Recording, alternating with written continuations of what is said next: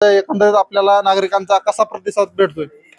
हे बघा, ही जी महानगरपालिकेची पिंपरी चिंचवडची निवडणूक आहे, ही आता सर्वप्रथम तर सर्व मायबाप जनतेने हातात घेतलेली आहे. कारण जो प्रतिसाद मिळत आहे काळेवाडीकरांचा, जो विकास झाला पाहिजे होता तो गेल्या अनेक वर्षापासून विकास झालेला नाहीये आणि नवीन चेहऱ्यांना संधी मिळणार हे प्रत्यक्ष आम्हाला स्पष्ट चित्र दिसत आहे. कारण आमच्यामध्ये काँग्रेसने जे अधिकृत उमेदवार दिलेत ते सगळे सुशिक्षित आहेत. त्यामध्ये प्रथमतः आपले सौरभदादा काळे आहेत, त्याचप्रमाणे महिला अध्यक्ष काँग्रेसच्या आमच्या सायलीताई नडे आहेत आणि मी स्वतः कौशल्य विभागाचा अध्यक्ष गेले 6 वर्ष मी या पदावर काम करत आहे. त्यामुळे जनतेचा कल हा नवीन चेहऱ्याकडे आहे, जनतेचा कल हा काँग्रेसकडे आहे. तर ताई, आपण शहराचं नेतृत्व करत होता, आता प्रभागामध्ये आपल्याला लक्ष द्यावं लागेल. प्रभागातल्या अडचणी काय आहेत आणि ती कसं सोडवताल आपण? निश्चितच शहराचा विकास करता करता मला कुठंतरी असं जाणवत होतं की प्रभागाचाही विकास झाला पाहिजे. त्यामुळे मी प्रभाग क्रमांक 22 मधून सर्वसाधारण महिलामधून उमेदवारी अर्ज दाखल केला आहे आणि प्रचाराचा शुभारंभ करता वेळेस मी महिलांसाठी म्हणजे पालिका असेल, हंडा मोर्चा असेल, म्हणजे महिलांसाठी भरपूर मी काही केलंय. महागाईवरचे आंदोलन असेल, तर माझी एकच इच्छा आहे, महिलांसाठी आम्हा पिंपरी काळेवाडीसाठी एकही भाजी मंडई नाहीये. तर आम्हा महिलांना भाजी घ्यायची म्हटलं तरी पिंपरीला जावं लागतं, एकतर चिंचवडला जावं लागतं. भाजी मंडईचा सुद्धा प्रश्न आजपर्यंत सुटलेला नाहीये. आमच्या मुलांना जर खेळायचं म्हटलं तर एकच गार्डन आहे, कुठेही ते क्रीडांगण नाहीये. त्यासाठी मुलांसाठी क्रीडांगणची सोय झाली पाहिजे.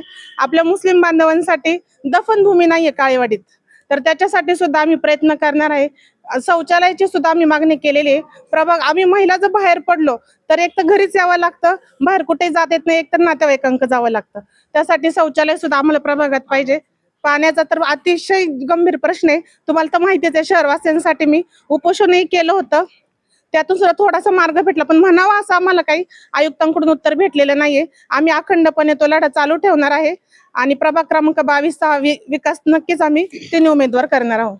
तुम्ही एक युवक म्हणून तुमच्याकडे पाहिलं जातं, ह्या प्रभागामधील युवकांची संख्या मोठ्या प्रमाणात आहे. युवकांसाठी आपण काय करायला भविष्यात? सर्वात पहिलं बघायला गेलं तर युवक 18 ते 22 वयाचे जे युवक आहेत ते आता सध्या गुन्हेगारी व बाकी अन्य गोष्टींकडे फार वळलेले आहेत.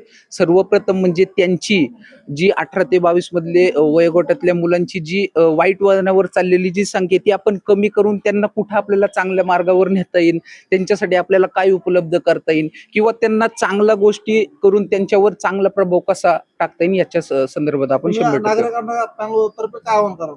नागरिकांना पॅनल तर्फे मी स्वतः असं आवाहन करेन की भारतीय राष्ट्रीय काँग्रेसने जे आपल्याला 3 अधिकृत उमेदवार दिलेत त्या सर्वांना तुम्ही प्रचंड बहुमतांनी विजयी करा. आता तसं बघायला गेलं तर प्रभागामधील समस्या खूप वाढल्यात, पण त्यावर आपण जे सोल्युशन म्हणजे काय उपाय करू ते फार कमी प्रमाणात आहे. तर मी असं आवाहन करेन की तुम्ही नवीन माणसांना संधी द्या आणि तुम्हाला बदल हवा असेल तर बदल हवा तर चेहरा नवा या भूमिकेवर तुम्ही ठाम राहा. आता बघितलं तर जे आजी माजी जे नगरसेवक आहेत, हो. ते फक्त मी विकास केला, तू विकास केला म्हणते, पण प्रामुख्याने बघितलं तर प्रभाग क्रमांक 22 मध्ये विकास झाला. काय वाटतं तुम्हाला? तसं जर बघायला गेलं तर विकास आता आजूबाजूच्या लोकांना विचारलं तरी विकास झालेला नाहीये तसं जर बघायला गेलं तर. पण आता ते सत्ताधारी पक्षामध्ये असल्यामुळे आपण त्यावर काही जास्त फारसं बोलू शकत नाही. पण विकास फारसा झालेला नाही हे मी नाही, आजूबाजूचे नागरिक, परिसरातले सर्व नागरिक आपल्याला सांगू शकतात.